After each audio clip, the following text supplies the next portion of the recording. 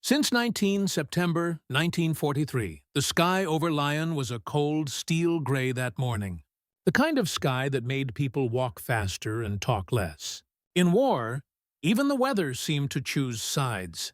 And today, it was on mine. I had been living under the name Henri Moreau for 9 months now, posing as a quiet French schoolteacher with a limp and a habit of forgetting his hat. But that was just my cover. In truth, I was not Henri, nor was I French. My name was Erik Weiss, a German, born in Berlin, raised in silence, trained in shadows. I was Germany's secret weapon, their most invisible agent planted deep inside enemy territory. What they didn't know was that I wasn't really working for them anymore. The mission I received that morning was simple. Too simple. A coded message came in through the bakery girl, as always. A slip of paper baked inside a crusty roll. When I broke it open over my morning tea, the tiny message read, "Proceed with Operation Nachtkronen. Deliver the files by 21 September. Eliminate resistance." I knew what that meant. I was being ordered to hand over sensitive Allied movements, information I had gathered over months through dead drops, bribes, and charm, to a man called Herr Kalten, a high-ranking SS handler. Cold, cruel, and too ambitious for his own good. But I had other plans. For months, I had been feeding Germany half-truths, just enough to keep their trust, but never enough to truly help their cause. Meanwhile, I had been passing real intelligence to the resistance, and through them, to the British. I wasn't doing it for honor or country. I didn't even believe in countries anymore. After what I had seen, the bodies, the betrayals, the lies, I believed in only one thing: revenge. They had taken someone from me. Her name was Clara. She was a nurse, a Jew, a rebel. And my fiancé, the Gestapo, arrested her in Berlin 2 years ago. They said she was helping enemies of the state. I begged, I bribed, I burned through every favor I had. But she vanished, and I knew exactly where she went. So I made myself useful. I told them I wanted to serve the fatherland from the shadows, that I was willing to go wherever they needed me. They didn't ask why. Men like Kalten don't ask questions when they smell loyalty and usefulness. Now here I was, in a quiet room above a tailor's shop, staring at a message that would seal someone's fate, or change everything. I folded the note and burned it over the stove. By nightfall, I was on my way to meet the resistance leader, Lucien. He didn't trust me. No one did. But he needed my information, and I needed his network. We met in a candle-lit cellar beneath a butcher's shop, the smell of raw meat lingering in the air like death. "I have new orders," I said. "Germany wants the files in 2 days." Lucien frowned. "You will give them to them?" "Yes, but not the real ones." He poured 2 glasses of cheap wine. "Then we must make sure they believe it." I nodded. "Also, I need a train schedule. One that reaches Strasbourg by the 22nd. He raised an eyebrow. "Why?" "I'm going after someone." "Who?" I didn't answer. Not yet, because this was more than a mission now. This was a game, and I was about to outsmart them all. The night of the 20th crept in like a silent thief, thick with fog and the heavy silence of wartime secrets. The streets of Lyon were quiet, but not empty. Nothing in an occupied city is ever truly silent. There's always the sound of boots somewhere, or the flick of a lighter in an alley, or the metal clink of a rifle being adjusted by a nervous soldier. I had spent the day preparing the false files, detailed documents with just enough truth to pass inspection, but twisted in ways that would send the Germans chasing ghosts. The resistance helped me craft them, using an old printing press in the basement of a burned-out bookshop. We used real maps, real troop numbers, but all tied to outdated locations or fake orders. If these reached Berlin, they'd waste weeks, maybe even lose men. But that wasn't the part that kept me up. It was the train to Strasbourg.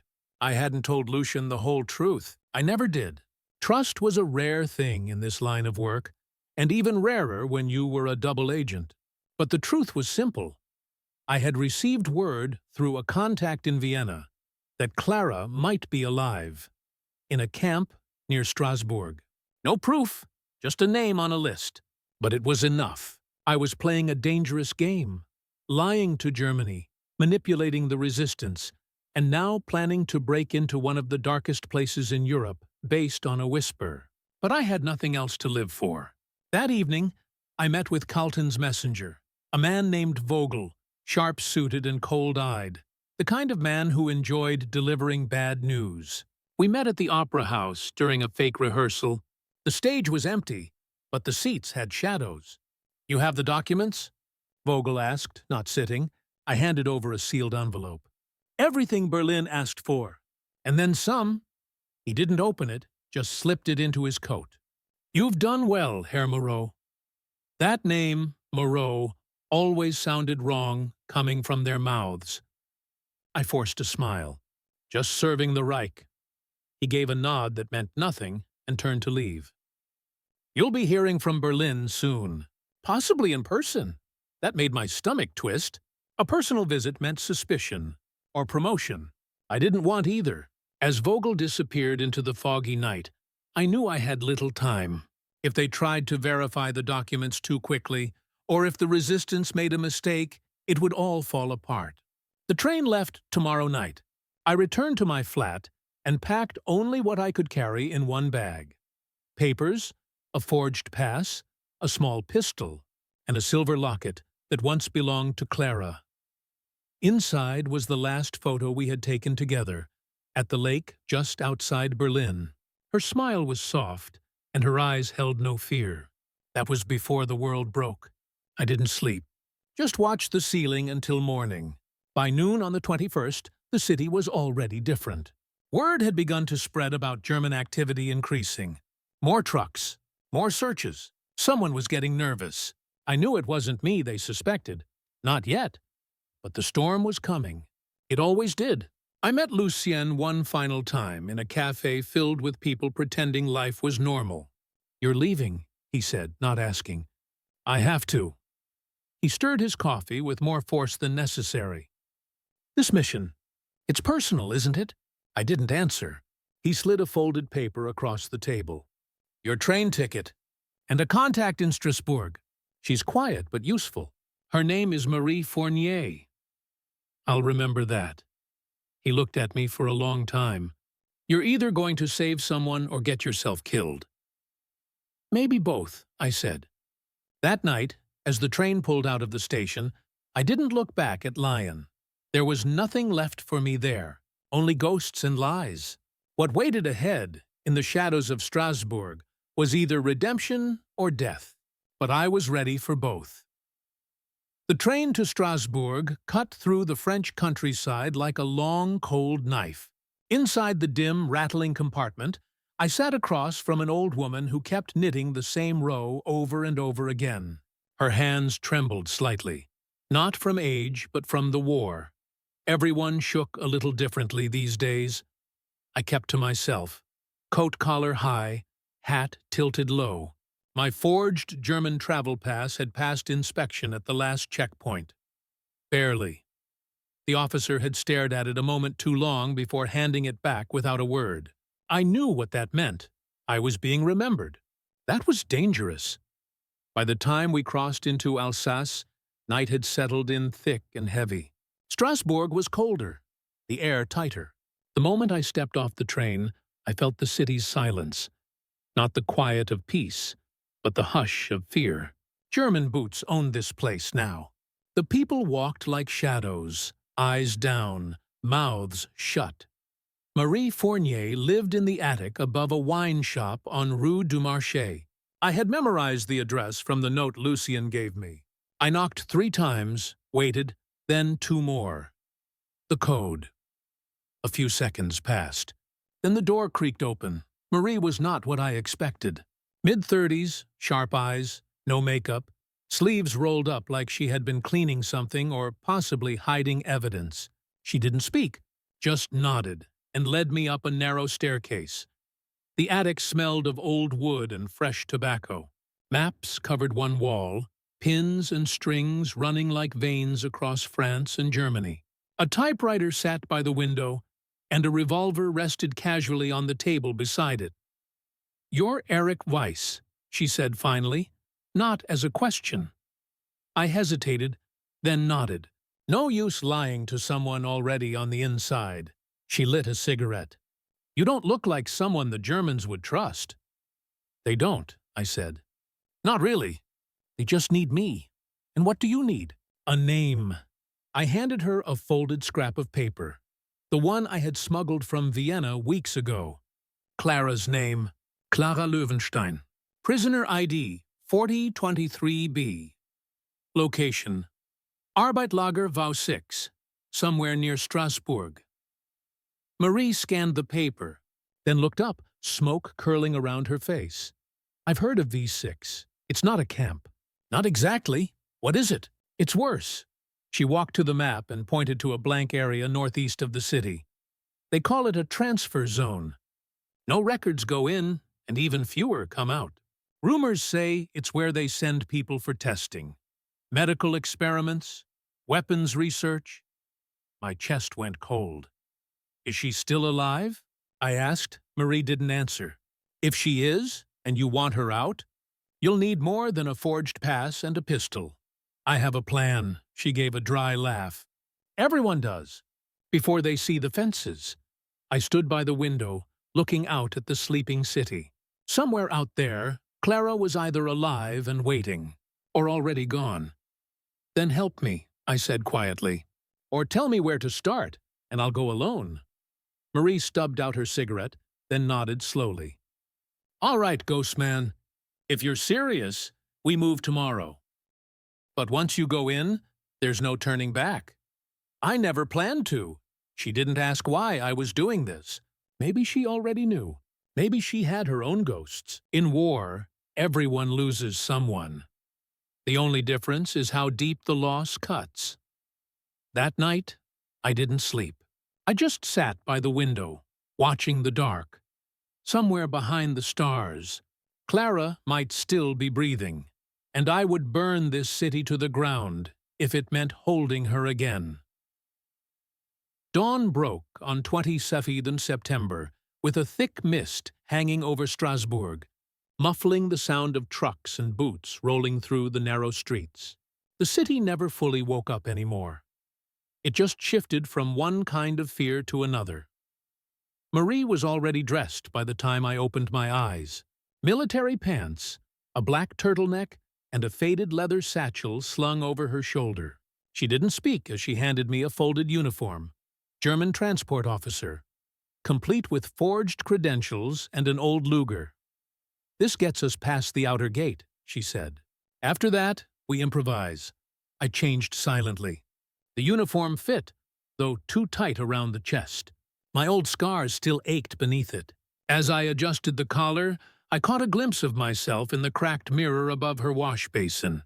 I didn't look like Erik Weiss. I didn't look like anyone at all. Just a face that had seen too much, and still wasn't done bleeding. We left through the wine shop's rear exit, blending into a group of local laborers headed toward the industrial zone. Marie walked beside me close enough to speak without being overheard. "V6 isn't on any map," she whispered. "But I know the supply route. Medical transports leave twice a week from a warehouse near the old textile mill. We'll board one of them. What if it's full? Then we'll make room." At the warehouse, a convoy of 3 gray trucks waited, engines idling. Men in SS uniforms smoked lazily while checking cargo crates. We moved fast. Marie handed one of them a clipboard with fake clearance codes, while I opened the back of the 3rd truck. 2 men lay inside, bound and gagged. The real transport officers. Unconscious, not dead. "I prefer not to kill unless we have to," Marie said, climbing in. I nodded. So did I. But I wasn't as strict about it anymore. Once inside, the doors slammed shut, and we rolled out, rocking side to side on rough country roads. Through a crack in the wooden panel, I could see the trees thinning. The fences were near. An hour passed before the truck slowed. Marie raised a finger to her lips and drew her pistol.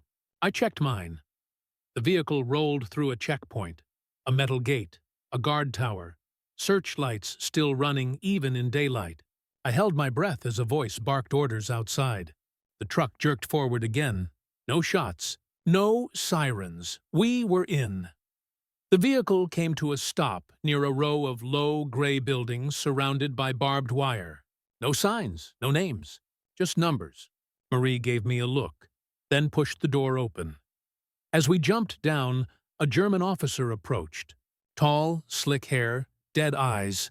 "Papers," he demanded. I stepped forward, calm, slightly annoyed like a real officer would be. I handed them over. He stared at them, then at me. "You're late," he said finally. "Traffic near Kale," I replied. He nodded, handed them back, and waved us on. We walked across the compound, passing prisoners in tattered uniforms, barely human, more like shadows of what they once were. Some looked up. Most didn't. And then, through a narrow slit in the metal fencing, I saw her. Clara. She was thinner than I remembered. Her hair was gone, but I knew those eyes. Even from across a field of broken concrete and wire, I felt the air rush out of my chest. She was alive. Marie grabbed my arm. "Not yet. You rush in, we both die." My pulse was thundering, my hands trembling. I nodded, but every part of me screamed to run. "We have to get into the records building," Marie said. "Find her unit, her transfer orders. Then we make a plan." She paused. "But if they move her again before we act?" "They won't," I said, my voice low, full of something between hope and rage. "Because if they do, I'll burn this entire place down." She didn't argue. That afternoon, dressed in the enemy's skin, I walked into hell. Not as a prisoner, but as a ghost with a name, a weapon, and a promise. And I was not leaving without her. The records building stood near the center of the compound, a squat, concrete box with rusted shutters and a Nazi eagle stamped above the door. From the outside, it looked like just another office. But inside, it held every name, number, and secret this nightmare had buried. Marie and I moved like we belonged there. The uniform gave us temporary power, a shield of silence. No one questioned us. No one wanted to. People in places like this didn't ask questions. It was how they stayed alive. Inside, the air was stale and thick with mold and ink. Rows of filing cabinets lined the walls, and behind a desk sat a man with greasy hair and a desk drawer full of cigarettes. He didn't even glance up. I walked straight to the shelf marked Section 4, Female Labor Units, and Marie slid in beside me, pretending to jot down numbers. I flipped through folders, each labeled by date, prisoner ID, or transport destination. My hands moved fast, my eyes scanning every line. And then I stopped. 23B. Loewenstein, Clara. My fingers trembled as I pulled the file out. There it was, her intake form, dated February 1942. Age, 27. Occupation, nurse. Religious affiliation, Jewish. Medical condition, subject to further examination. The words made my blood boil. Then the most important line, next evaluation date, 23rd September, 1943. Subject to relocation for medical research, tomorrow. I shoved the folder into my coat. "We have less than 20 hours, I whispered. Marie nodded. "Where's she being held?" I turned the page. Unit 3, Block B, medical detainment. She closed her notebook. "That block is locked at night and guarded. Then we don't wait for night." Outside, the sky had darkened, clouds rolling in. A storm was coming. You could feel it in your teeth. We returned to the truck and hid until the shift changed. Marie passed a flask to one of the guards as we waited, laughing like comrades while I silently loaded a tranquilizer into a syringe I'd taken from the supply crate. I wasn't going in guns blazing, Not yet. There were too many eyes, too many innocents. But if we played this right, we'd only need 10 minutes. When the guards outside Block B swapped shifts, Marie dropped the first guard with a jab of her needle. He slumped without a sound. I caught the second one as he lit his cigarette, one hand over his mouth, the other driving the needle into his neck. They were alive, but out cold. We slipped inside. Block B was colder than the rest of the camp. It reeked of chemicals and quiet suffering. Beds lined the walls, if you could call them beds. Thin mats on cold concrete, each occupied by a face that barely moved. I scanned each row, and then I saw her, third from the back, knees pulled to her chest, arms like matchsticks, skin pale as ash. But her eyes, those eyes hadn't changed. I knelt down slowly, unsure if I was dreaming. Clara? She didn't react at first. Then she blinked, slow, unsure, and whispered, "Erik?" Tears burned down my face as I reached for her. "You're not real," she said, her voice hoarse, broken. "I'm real," I said, my throat tight. "And I'm taking you out of here." She looked at Marie, then back at me. "They'll kill you," I smiled through the ache. "Not today." Marie moved fast, wrapping Clara in a thick coat she'd hidden beneath her satchel. "We have 5 minutes before they check this wing." I lifted Clara in my arms. She was light, too light. Rage curled in my gut, but I forced it down. Not now. We moved through the hall like ghosts, out the rear door, past the sleeping guards, and back toward the truck. Every step felt like a gun cocking. As we climbed inside, I whispered into Clara's ear, "Hold on. No matter what happens." Then the engine roared to life, too loud. From the guard post, a shout. A light turned. Then another, and then came the siren. Marie grabbed the wheel, gunned it forward, and we burst through the outer gate. Gunfire rang out behind us. Bullets ripped through the canvas. I shielded Clara with my body as Marie swerved wildly. They were chasing us now. Dogs, trucks, men with rifles. But I didn't care. She was in my arms, and I wasn't letting go again. The truck tore through the muddy roads like a wounded animal, its engine coughing smoke and fury. The night behind us was ablaze with shouts, sirens, and the barking of dogs. Marie gritted her teeth as she swerved hard, dodging a ditch just in time. I held Clara tighter, shielding her frail body from the cold wind slicing through the bullet holes in the canvas. "They're gaining!" Marie shouted, glancing at the mirror. 2 trucks and a motorcycle. I peeked through the slit in the back tarp. She was right. Headlights cut through the mist like knives, and behind them, the faint silhouette of SS officers leaning out with rifles ready. "We won't make it to town," I muttered. "No," Marie said, nodding to the woods ahead. "But we don't need to. Hold on."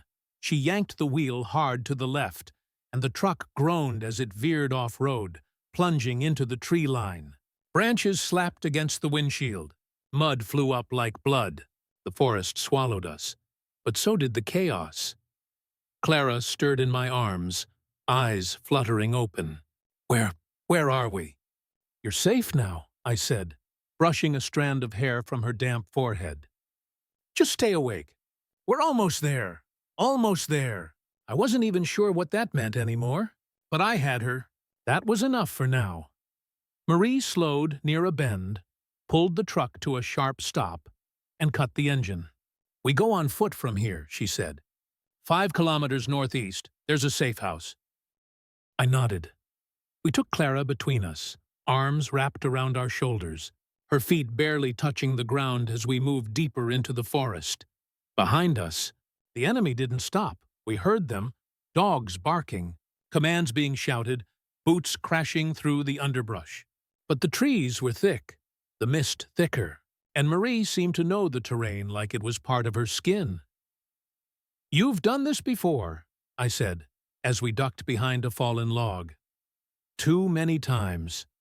She tossed a small stone toward the brush. A second later, a German shepherd charged past us in the opposite direction, fooled by the sound. We moved again, weaving through trees like ghosts. But we weren't fast enough. A crack of a branch. A shout. And suddenly, they were on us. 3 soldiers burst through the trees, rifles raised, barking in German. "Don't move!" Marie dropped low and fired first. 2 clean shots. 1 man dropped. The second fired wildly. I spun around, shielding Clara, and squeezed the trigger of the Luger I'd kept hidden under my coat. He dropped like a stone. The third ran, back toward the others. "No time," Marie said. "We move. Now." We pushed forward, breath burning in our lungs. Clara was fading, her lips blue, her legs dragging. "I can't," she gasped. "Yes, you can," I said. "You made it this far." "Don't stop now." Somewhere in the distance, a bell rang. Faint, hollow. "That's the church," Marie said. "We're close." Minutes later, we stumbled into a clearing. Ahead, barely visible through the fog, was a broken chapel, half collapsed, stone walls covered in ivy, but with a wooden door still intact. Marie pounded twice, then twice more. A panel slid open. Eyes. Then the door creaked. We were pulled inside by a man with a gray beard and a shotgun. He locked the door behind us. "Basement," he said. "Hurry!" We carried Clara down into a cramped cellar, where oil lamps flickered against damp stone walls. Blankets, canned food, old resistance weapons. A hidden world for those with nowhere left to run. Marie laid Clara down gently. "She needs rest. And medicine?" "I'll get it," the man said, disappearing up the stairs. I dropped beside her, brushing her cheek. Her eyes opened again, just slightly. "You came for me," she whispered. "I never stopped," I said, voice cracking. "Not for a single day." Her fingers found mine. "I thought I was already dead." I leaned down and kissed her forehead. "You were just waiting, and I was coming." She closed her eyes and finally slept. Safe. For the first time in years. Marie stood in the corner, arms folded. "You do realize," she said, "this isn't over. They'll come looking. You embarrassed them." "I know." "You could still run." I looked at Clara, then back at her. "No. Now I make them pay." Marie didn't smile, but she nodded. "Good." Outside, thunder rolled. The Reich had just lost its shadow agent, and they had no idea what was coming for them. By morning, the storm had turned the earth into thick brown sludge, and the skies hung low with bruised clouds. The old chapel groaned under the weight of wind and rain. But it held. Down in the cellar, the silence was uneasy, the kind that settles in just before a war breaks loose. Clara was still asleep, curled under a pile of old wool blankets. Her breathing was shallow but steady. The fever hadn't returned, yet I hadn't slept. My body rested, but my mind raced in 1,000 directions, each one ending with blood. They would come for her, for us. The Nazis didn't tolerate humiliation, especially not the kind I had just handed them. They would spin it as sabotage, claim I was a traitor, and use it to justify tightening their grip on the region. And they would hunt me. Not just as an enemy, but as a message to anyone who dared defy them from the inside. I had to disappear. But not before making one final move. Marie came down the stairs holding a small stack of papers, still damp from the rain. "Words spreading fast," she said, tossing them to the table. "They've labeled you a rogue agent. High Command is furious. Colton himself issued the order." "What order?" "Shoot on sight." I leaned back in the rickety chair and exhaled slowly. "Then I guess I'm famous now," she smiled faintly. "You're infamous. They think you're still in the area." "I want them to." Marie raised an eyebrow. I stood, walked over to Clara, and gently took her hand in mine. Her skin was warmer now, stronger. "I need you to get her out of here," I said. South, to Spain if you can. There's a British contact in Girona. Goes by Emil. He'll take her the rest of the way. You're not coming, Marie said. Not as a question. As a fact, no. You think revenge will bring her back to life? I turned to face her. No, but it will make sure no one takes her from me again. Marie sighed, walked to the table and opened a small wooden box. Inside were maps, forged papers, a German officer's insignia, and a detonator. You're going back to the camp. Yes. To do what? I didn't answer right away. I just looked at the maps. The fuel depot, the barracks, the research building labeled V6 Experimental, places where monsters hid behind lab coats and uniforms. I'm going to erase it. Marie didn't try to stop me. She just folded the map and handed it to me. I'll take Clara south, she said. But if you die, I'm not wasting time mourning you. I wouldn't want you to. We packed in silence. I changed out of the uniform and into civilian clothes, layered dark, loose enough to hide weapons. I took only what I needed: the detonator, a pistol, 2 grenades, and Clara's locket. The photo inside had faded from years of sweat and blood, but her smile still lived in it. It reminded me of the world before everything burned. Marie left before sunrise, with Clara wrapped in blankets in the back of a hidden cart, headed toward the border. I stood at the chapel door and watched them disappear into the trees until they became nothing but a memory. Then I turned toward the north, toward V6. I moved through the forest like a ghost, avoiding patrols and listening for the sounds of machines and death. By nightfall, I reached the perimeter. The outer fences buzzed with electricity, searchlights sweeping like the eyes of giants. But I had been inside before. I knew where the blind spots were. I slipped through a drainage ditch near the east wall and crawled under the perimeter wiring, cutting the power to one section just long enough to pass through. The camp looked different now. Angrier. There were more guards, more dogs, fewer prisoners. They were hiding something, and I was about to expose it all. I reached the main fuel depot just after midnight. 2 guards sat by a fire barrel, smoking, laughing. I waited until one walked off to relieve himself. The second didn't even hear me until my knife was in his neck. Quick, quiet. I planted the charges along the fuel drums. Timed detonators. 10 minutes. Next, I crept to the research wing, the same building where Clara would have been taken. Inside were rooms filled with surgical tools, iron restraints, and rows of documents stamped Classified SS. I set the rest of the charges along the support beams. Before I left, I took one file, just one, Clara's, a piece of her story to prove this place was real, that she survived it. Then I walked out, and I watched hell erupt behind me. The sky lit up with fire, the sound of explosions ripping the night apart. Screams echoed into the trees, sirens wailed, dogs barked, men shouted in every direction, but I was already gone. The shadow they thought they controlled had vanished, and all that remained was smoke, ash, and the name they would never forget: Erik Weiss. The smoke from V6 rose like a black spine into the early morning sky. Even from miles away, you could see it. A pillar of fire stretching into the heavens as if the earth was finally spitting out the filth it could no longer stomach. That place, that twisted corner of hell, was gone now, erased, and with it, a piece of the monster I had once been. But there was no victory in my chest. No thrill, just the hollow, aching silence that always follows revenge.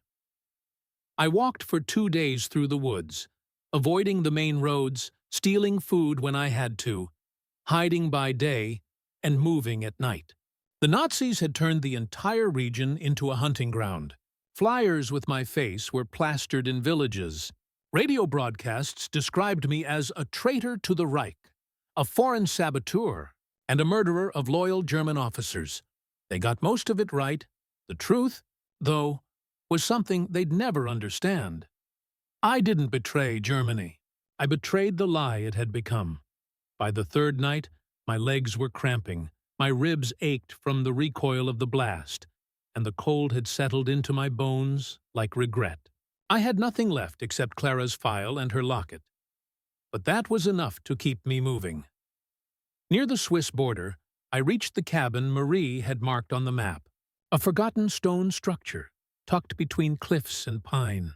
No soldiers, no checkpoints. Just a fireplace, dried food, and a note. She made it. Girona next. Emile is waiting. Rest if you can. M. I collapsed in the corner by the fire and slept for 12 hours straight. When I woke up, I didn't feel like a man anymore, more like a shell wearing old skin. I stared at the flames and tried to picture her smile again, not the gaunt version from the camp, but the real one, the lake, the summer sun, the way she used to squint at me like I was always keeping something from her. She'd been right. I had always been hiding something. The life I was trained to live, the missions, the lies, the shadows. I told myself I did it for Germany, then for revenge. But deep down, it had always been for her. Now she was free, and I wasn't. That was the cost. A week later, I reached Girona, slipping across the Pyrenees with the help of a smuggler who didn't ask questions. My body was broken, my mind worse. But when I stepped into the cafe near the train station, the one Marie had circled on the map, everything stopped. There she was, sitting at a back table, her hair grown slightly, hands wrapped around a warm cup of tea. No guards, no uniforms, just her. Clara. She looked up, and when our eyes met, the weight of everything I'd done, every lie, every bullet, every body, melted into silence. I walked to her, my legs barely holding. She stood. No words, just arms around me, holding, trembling. I buried my face in her neck and breathed her in, like I'd been underwater this whole time and finally surfaced. "I thought you were gone," she whispered, her voice cracked and real. "I was," I said, eyes burning. "But I found my way back." We stayed like that for a long time. The war still roared outside, the Reich still hunted ghosts, and men still died every hour in the name of flags and lies. But for one moment, there was peace. Later, I met Emile, a sharp man with sad eyes and an MI6 badge hidden in his coat. He offered me asylum, a new identity, a future. I took it. For her. We moved to Lisbon under different names, lived in an apartment that smelled of salt and citrus. Clara healed slowly. She laughed again. She painted, and I just watched. I didn't need anything else. But sometimes, in the early mornings, I would still wake up drenched in sweat, the sound of gunfire echoing in my head.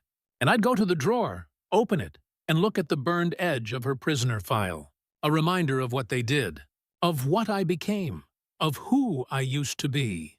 Because I was Erik Weiss, Germany's shadow agent, and I outsmarted them all. But I paid for it with pieces of my soul I will never get back.